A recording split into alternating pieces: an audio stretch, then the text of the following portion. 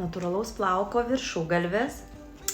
Šviesi tokia spalvytė, gan ilgai mes derinom tą spalvą, bet manau klientė bus labai patenkinta, labai gražus miksas išėjo.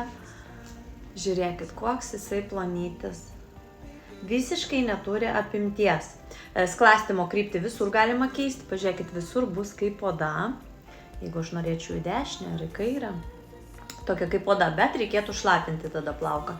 Kirpčiukus taipogi galima pasidaryti užuolaidėlės.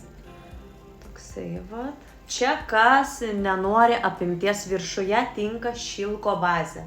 Kas nori apimti, reikia imti tada tinklelį. Tokia va spalvytė. Tikiuosi perduoda kamerą. Šiaip nerealus tikrai miksas. Klientė tamsint šaknis. Nenorėjau tamsinti dėl to, kad kai yra tokia atauga natūrali plaukų spalva, labai sunku atitaikyti šaknų spalvą. Ir kai uždėsim, labai skirsis. Tai jau geriau miksą uždės pati kirpėja, patamsins pagal tą pačią atspalvį, kur dažosi klientė. Tai toksai va.